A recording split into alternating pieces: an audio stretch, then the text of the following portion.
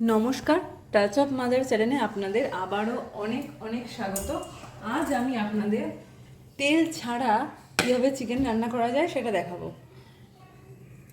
তার জন্য আমি চিকেনটাকে ভালো করে ধুয়ে নিয়েছি।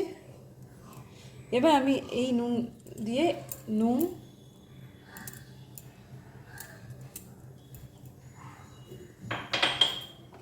আর সামান্য পরিমাণ হলুদ দিয়ে চিকেনটাকে,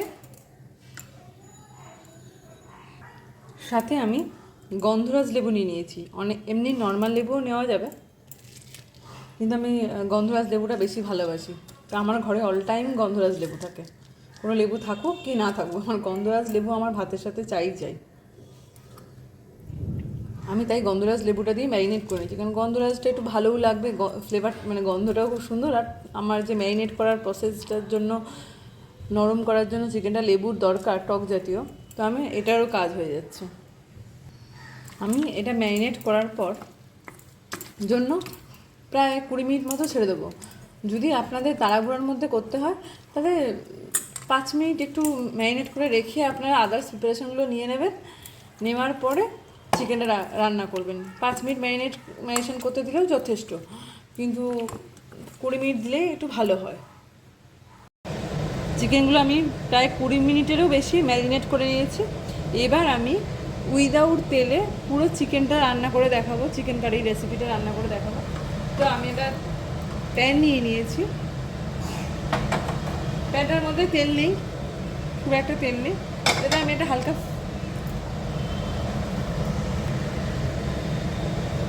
এবার আমি কড়াইটার মধ্যে চিকেনগুলো দিয়ে দেবো।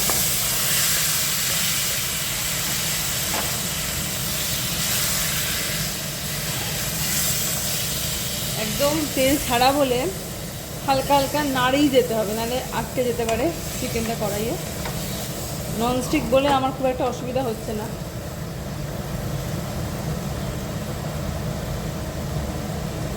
আমি হালকা ভেজে রেখেছিলাম পেঁয়াজ, কিন্তু এটা তেল ছাড়া করবো। অল্প পেঁয়াজ দিলে গ্রেভিটা বেশি হবে বলে আমি ভেজে রাখা পেঁয়াজ থেকেই একটু পেঁয়াজ মাংসটার মধ্যে দিয়ে দিলাম।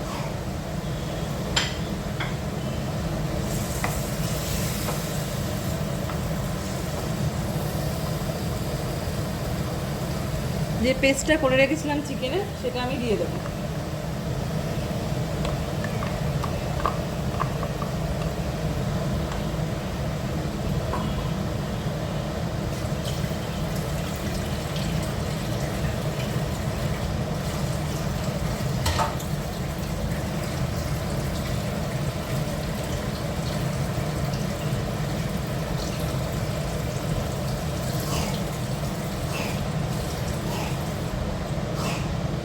মশলাটা আমি দিয়ে দিলাম পুরো।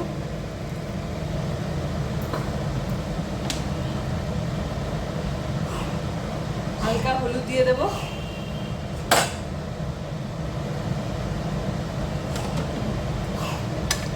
এবার আমি এটাকে সুন্দরভাবে কষিয়ে নেব। ভেজে রাখা আলুগুলো অ্যাড করে দিলাম। এবার এটা হালকা কষানো, মানে কষানোর আগে আমি একটু ভাপিয়ে চিকেনগুলোকে, যেটা আমি একটু কষা কষা করবো, রুটি ফুটির সাথে খাওয়ার জন্য কষা কষা করবো, সেই জন্য আমি এটাকে আগে ঢাকা দিয়ে একটু সিদ্ধ করে নিয়ে তারপরে মশলাটাকে কষাবো।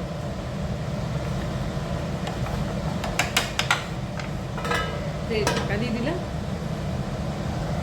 ঢাকনাটা হালকা খুলে দেখে নেবো যে কতটা সিদ্ধ হয়েছে। আমি এখানে একটু ফোঁটা চিকেন মশলা একটু ছড়িয়ে দিয়েছি, একটু হালকা নাড়িয়ে চাড়িয়ে নেবো, দেখবো কতটা সিদ্ধ হয়েছে। আর আমি কাশ্মীরি লঙ্কার গুঁড়ো একটু হালকা করে ছড়িয়ে দিচ্ছি।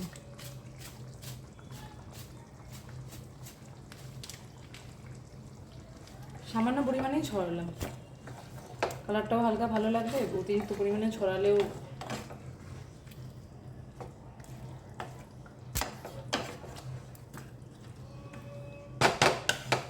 আবার একটু বয়েল হতে ছেড়ে দেবো। লাস্টে আমি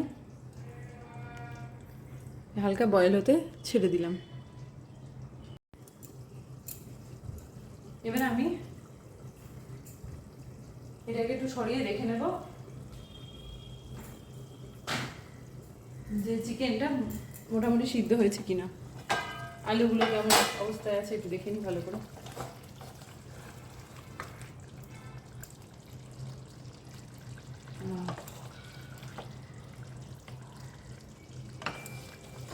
আর একটু লাগবে টাইম, তো সিদ্ধ করতে হবে। ঢাকনাটা সরিয়ে নিয়েছি, চিকেন আমার রেডি। আলুও বয়েল হয়ে গেছে, চিকেনগুলো মোটামুটি ভালোই সিদ্ধ হয়ে গেছে। এবারে আমি ঝোলটা মানে যে ঝোলটা করেছি গ্রেভিটা, সেটাকে একটু টানিয়ে নেব।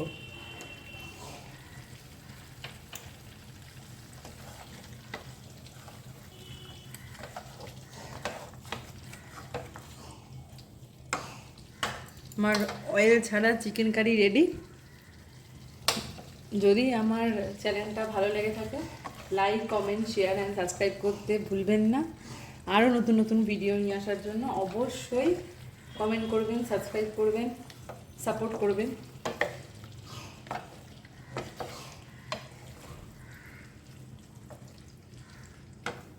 রেডি আমার চিকেন কারি।